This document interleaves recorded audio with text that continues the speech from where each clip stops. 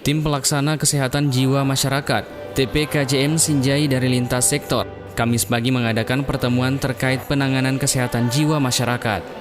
Dari pertemuan yang dibuka Wakil Bupati Andi Kartini Otong ini, disampaikan bahwa jumlah kasus gangguan jiwa di Sinjai yang ditemukan oleh TPKJM sebanyak 20 kasus selama 2 bulan terakhir. Jumlah tersebut termasuk dalam 400 lebih temuan kasus gangguan jiwa hingga September 2019 yang terus mengalami peningkatan. Penderita gangguan jiwa yang tercatat di Dinas Kesehatan Kabupaten Sinjai pada tahun 2018 ditemukan sebanyak 300 dan terus mengalami peningkatan. Tahun 2019 ini per September ditemukan sebanyak 441 orang.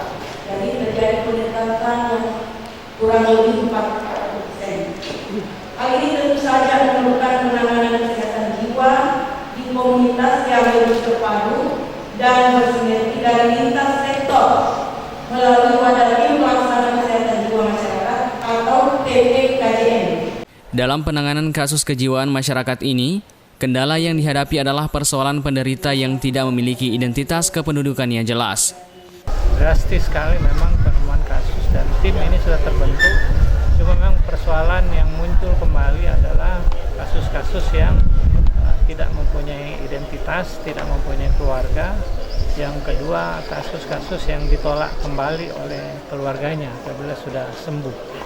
Ini yang tadi belum bisa dikerucutkan masalahnya, walaupun sebenarnya Dinas Sosial sudah mempunyai tempat rumah singgah, tetapi perlu penanganan khusus, perlu penjagaan sehingga pasien-pasien dengan gangguan jiwa berat ini bisa tetap berobat dan bisa tenang selama dititip di rumah singgah.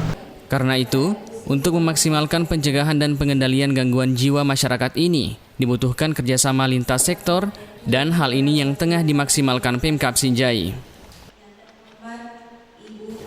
Arhan Baharudin, Sinjai TV.